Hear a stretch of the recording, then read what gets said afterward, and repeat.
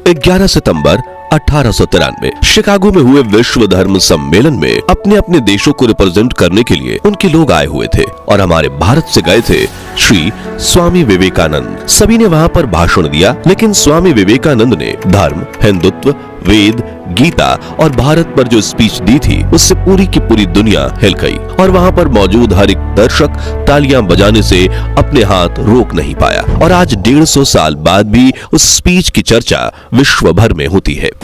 Sisters and brothers of America,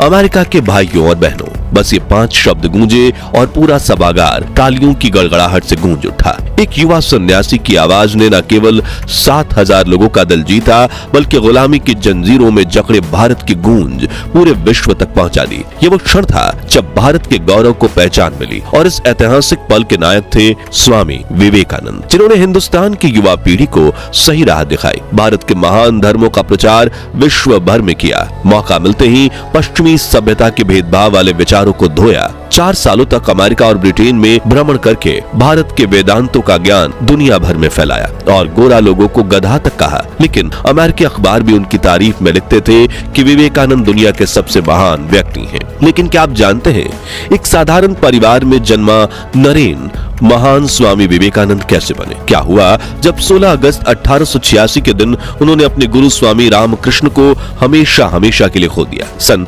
1888 से 1893 तक उन्होंने साधु बनकर भारत भ्रमण करते हुए लोगों को क्या सीख दी? कैसे थे उनके जीवन के वो आखिरी क्षण जब वो 31 बीमारियों से जूझ रहे थे, और कैसे उन्होंने संसार त्यागने से महीनों पहले ही अपनी मृत्यु तिथि की भविष्यवाणी कर दी थी। जानेंगे दुनिया के सबसे बुद्धिमान व्यक्ति कहे जाने वाले स्वामी विवेकानंद से जुड़े ऐसे ही कुछ अनकहे अनसुने किस्से आज के इस वीडियो में। साथ ही उनका विश्व प्रसिद्ध शिकागो भाषण भी सुनेंगे।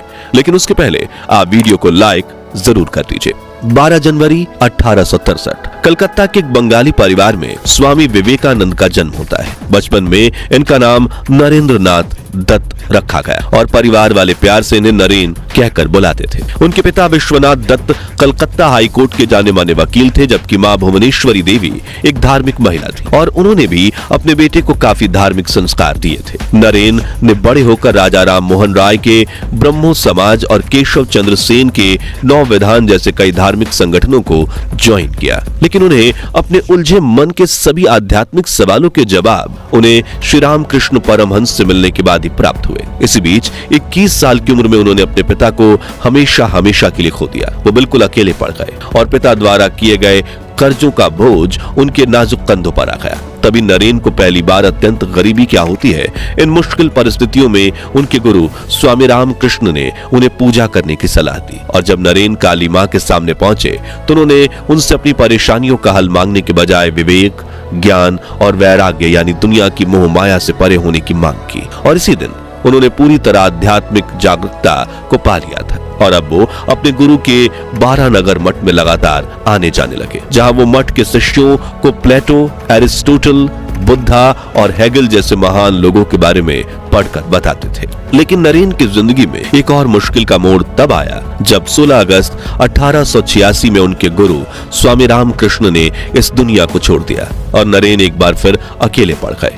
लेकिन इस बार उनके कंधों पर बाकी शिष्यों की जिम्मेदारी आ गई, इसलिए उन्होंने उन शिष्यों के साथ ही रहना शुरू किया। वो जहां रहते थे वहीं आगे चलकर रामकृष्ण मठ नाम से विश्व प्रख्यात जगह हुई। मगर फिर आगे चलकर 1888 में उन्होंने स्वामी रामकृष्ण परमहंस की धर्मपत्नी और अपनी गुरु मां श्री शारदा देवी से आशीर्वाद लेकर 12 नगर मठ छोड़कर भारत भ्रमण करने का फैसला किया और ये कसम खाई कि वो अपने देश के लिए, लोगों की भलाई के लिए अपना जीवन कुर्बान कर देंगे। हाथ में एक लकड़ी और पानी का कमंडल लेकर साधु के वेश में उन्होंने लाहौर से लेकर कन्याकुमारी तक पूरे अखंड भारत का भ्रमण शुरू किया। सबसे पहले वो वाराणसी गए, जिसे भारत की सबसे पवित्र जगह माना जाता है। यहीं पर गौतम बुद्ध और शंकराचार्य जैसे महान संतों को भगवान से ज्ञान की प्राप्ति हुई थी।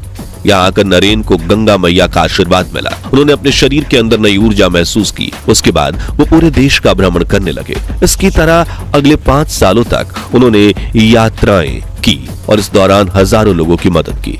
उन्हें जीवन का असली महत्व समझाया, धर्म का सही महत्व समझाया। जिसके बाद सन 1893 में एक दिन उन्हें शिकागो में होने वाले विश्व धर्म सम्मेलन में शामिल होने का अवसर मिला और उन्होंने वहां जाकर भारत को, हिंदुत्व को और अपने गुरु श्री रामकृष्ण परमहंस की विचारधारा को लोगों तक पहुंचाने का निर्णय लिया और इसी सम्मेलन में उन्हें विश्व प्रसिद्धि मिली। लेकिन इस स्पीच को सुनने से पहले हम स्वामी विवेकानंद जी के जीवन के अगले पड़ाव के बारे में जान लें। स्वामी विवेकानंद से जुड़ा एक दिलचस्प किस्सा यह है कि विवेकानंद नाम मिलने से पहले वो खुद को सच्चिदानंद कहकर पुकारा करते थे, लेकिन शिकागो जाने के सफर के दौरान ही खेतरी के महाराज अजित सिंह ने उन्हें स्वामी विवेकानंद नाम दिया, जिसका संस्कृत में अर्थ होता है विवेक यानी ज्ञान और आनंद यानी कि सुख। शिकागो में भाषण देने के बाद वो रुके नहीं, बल्कि उन्होंने हिंदुत्व, वेदांत और भारत का ज्ञान अगले 4 सालों तक अमेरिका और ब्रिटेन में भी फैलाया। इसी दौरान उन्होंने वेदांत सोसाइटी ऑफ न्यूयॉर्क की भी स्थापना की, जिसके बाद 1897 में जब वो भारत पहुंचे तो उन्हें देशवासियों की तरफ से बहुत प्यार और सम्मान मिला। भारत आते ही उन्होंने एक बार फिर भ्रमण शुरू किया और देश के अलग अलग हिस्सों में भाषण देते हुए वो कलकत्ता पहुंचे, जहां उन्होंने बेलूर मठ के पास रामकृष्ण मिशन की शुरुआत की, जिसका उद्देश्य स्वामी रामकृष्ण के धार्मिक एकता, सहिष्णुता और मानवता की सेवा के संदेश को फैलाना था। उन्होंने युवाओं को अच्छे कर्म करने के लिए प्रेरित किया, साथ ही इंटरकास्ट मैरिज को भी बढ़ावा दिया और धार्मिक ज्ञान का प्रचार किया। लेकिन इसी बीच आई एक बहुत बुरी खबर। दरअसल 39 साल की उम्र में स्वामी विवेकानंद को पता चला कि उन्हें अस्थमा की बीमारी है और उनकी सेहत खराब हो रही थी। इसी बीच उन्हें एहसास हुआ कि वो 40 साल की उम्र तक भी नहीं जी पाएंगे। उनके पास अब सिर्फ कुछ महीने। ऐसा एहसास होते ही कोई भी इंसान टूट जाए, लेकिन स्वामी विवेकानंद ने इसे ही अपनी तकदीर समझा और बेलूर मठ को अपने साथियों से कहा, मेरा अंतिम संस्कार मठ की जमीन पर ही करना। देखते ही देखते यह खबर उनके अनुयायियों में फैलने लगी, हर तरफ गम का माहौल फैलने लगा। लेकिन होनी को भला कौन टाल सकता है, ये कहते हुए वो हमेशा मुस्कुराते रहे। इस दौरान वो अनिद्रा, मलेरिया, माइग्रेन, यकृत, मधुमेह, किडनी, लीवर और दिल समेत पूरी 31 बीमारियों से पीड़ित हो गए। उनका स्वास्थ्य बिगड़ने लगा, उनके पैरों में हमेशा सूजन रहती, उनकी दाहिनी आंख की रोशनी भी कम होती चली गई, उनको हमेशा बुखार रहता और सांस लेने में तकलीफ रहती, उनके सीने के बाएं हिस्से में भी दर्द रहता और उनको भी अपने पिता की तरह मधुमेह की बीमारी हो गई। इस दौरान उन्हें मशहूर कविराज वैद्य सहानंद सेनगुप्ता को दिखाया गया। उन्होंने विवेकानंद के पीने के पानी और नमक खाने पर रोक लगा दी। स्वामी जी ने अगले 21 दिनों तक एक बूंद पानी नहीं पिया और आखिर में आया 4 जुलाई 1902 का वो दर्दनाक दिन, जिसने पूरे भारत की आंखें नम कर दी। कहा जाता है कि अपनी महासमाधि वाले इस दिन स्वामी विवेकानंद बहुत तड़के उठ गए थे। उन्होंने मठ के गर्भगृह में जाकर सभी दरवाजे और खिड़कियां बंद कर दिए। फिर वो अकेले ही 3 घंटे तक ध्यान में बैठे रहे। दिन का खाना उन्होंने अपने साथी संतों के साथ खाया। 4 बजे उन्होंने एक गर्म दूध का प्याला पिया। फिर वो बाबूराम महाराज के साथ टहलने चले गए। जब शाम को प्रार्थना की घंटी बजी तो विवेकानंद अपने कमरे में चले गए। वहां वो गंगा के सामने बैठकर ध्यान करते रहे। शाम करीब 8 बजे उन्होंने एक सन्यासी को बुलाकर अपने सिर पर पंखा करने के लिए कहा। उस समय विवेकानंद बिस्तर पर लेटे हुए थे। करीब 1 घंटे बाद उनका माथा पसीने से भीग गया, उनके हाथ थोड़े से कांपे और उन्होंने एक लंबी सांस ली। यह संकेत था कि सब कुछ समाप्त हो गया है।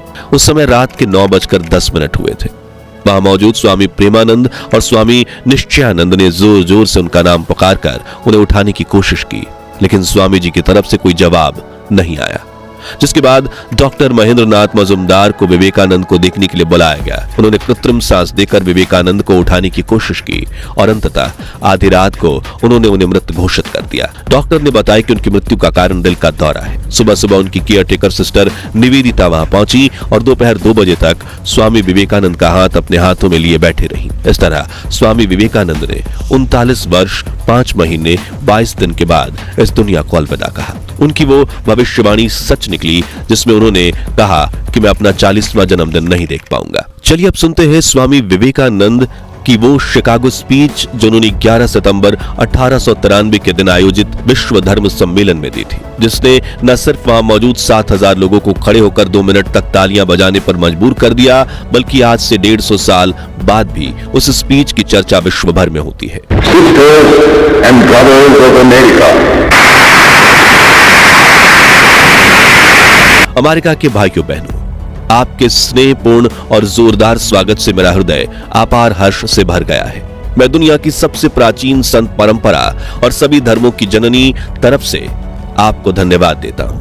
मैं सभी जाति संप्रदाय के लाखों करोड़ों हिंदुओं की तरफ से आपका आभार व्यक्त करता हूं। मेरा धन्यवाद कुछ उन वक्ताओं को भी जिन्होंने इस मंच से कहा कि दुनिया में सहनशीलता का विचार पूरब के देशों से फैला है।